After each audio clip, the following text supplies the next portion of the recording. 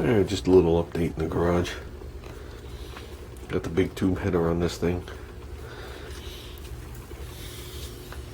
Took the side cover off for the diaphragm for the pump, and I put one of those diaphragms that Junior had bought when he had bought those diaphragms. We never hooked up with that other guy. I drove all the way out to the raceway to find out that he said he would be at the racetrack, but he never told me he wasn't bringing the trailer, that he was going there to watch the stock car racing. So that was a 70-mile wasted trip. This motor's working beautiful. I got full throttle response no matter where you put the throttle. No hesitation, no bucking, no nothing. Just like the other one used to be. Took the fuel pump off, put one of those gaskets on, one of those diaphragms that he had bought. Absolutely positively no problem. Drove this thing all over. Okay. Put the big tube header on here because he didn't want it. So I was like, okay, this thing's set, ready to go. The only thing this thing needs the sprag. Okay, because the thing will start to squeal and will start to catch and want to turn the cord. And I have a brand new one here. I had bought a box of stuff off eBay and it came with a brand new one. So I got a brandy new one to put on there. Just gonna pull the cover back off and do it. So I'll take care of that. That's no big deal. His go-kart. This is all I gotta say.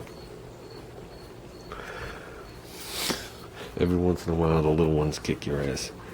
You know, sometimes a single cylinder is a little more challenging. Don't know. What we're gonna do tomorrow is cleanup day. I wanna spend my last day on vacation cleaning up. You know, yard work and shit like that. But we're gonna swap the gas carburetor and tank and everything and put it on there at this point. I want to see how the engine runs. So I still don't see anything wrong with this carburetor. This is the original carburetor that was on the mini bike for 2 seasons. So with a new diaphragm, I went through every passage, everything.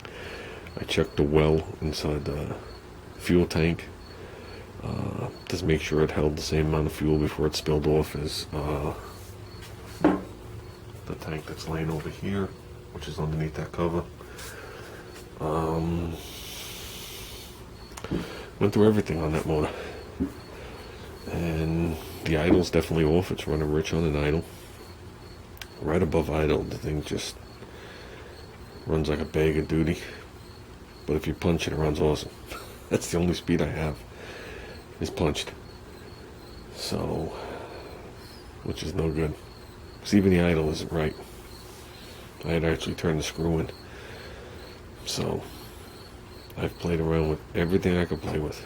Jets, adjustments. I seem to have no mixture control at this point, like I'm drawing fuel in from somewhere else. And I don't know. The other one over there, the mini bike, you start it up, runs lean. If you whack the gas, it bogs for a second. As it warms up, it works right, just like this thing used to do. But now don't do that no more. Now it only runs good when it's cold. And while I had the tank off this time, I had a clear shot of the valves, rather than last time I did it around the tank. And I'm at, what the hell was I at? 11 on the exhaust and 7 or 6 I think on the intake, which is more than fine. I forgot what my original numbers were. I wrote them on the deck. And now the cylinder head blocks them. So, but with clearances that big, I know nothing's growing that much and holding anything open on me.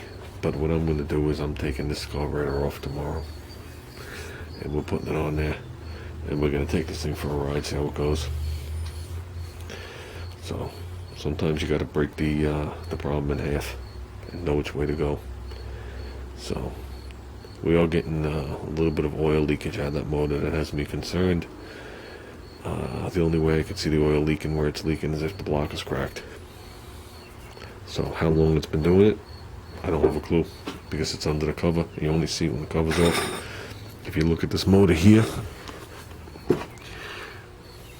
you're wet in this fin, this fin, this fin. It actually flows out on these onto the coil. The back side of the tubes for the valves are dry. The other side of the engine's dry. It's dry in the front. And the crank seal and the inside of the flywheel's dry, so it's not like it's winging up. The cover's dry. So this is, I mean, obviously this is the cylinder in there. The only way I could see oil coming out of there is if something's split. So, see, like this one's a little damp there, but that's all from the breather. And you can see the oil flows down. The other one's nothing like that. So, but like I said to Junior, it's really not my concern. You know what I mean? I don't really care if the motor's on its last leg and it shouldn't be racing anymore. He's just out there enjoying it and beating on it. So, but I would like to know where the oil's coming from. There might be a split right through the cylinder wall.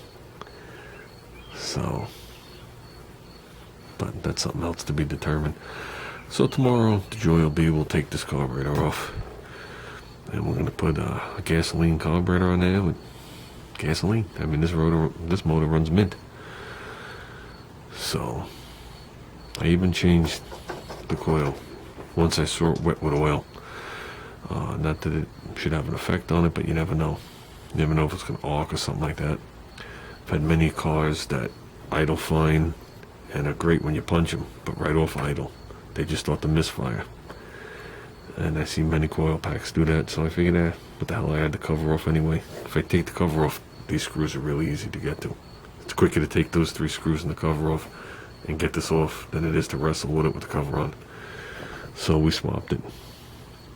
Obviously that didn't make a difference. So it sucks because I wanted both of these on alcohol. I can't have mine on alcohol and his on gasoline.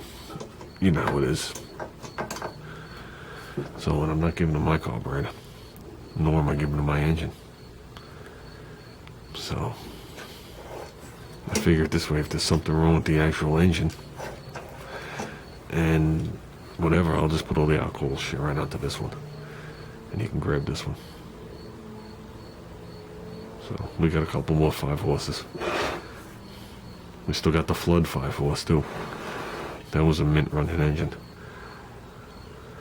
So that's it, guys. I came out here to get my camera. And that's about it.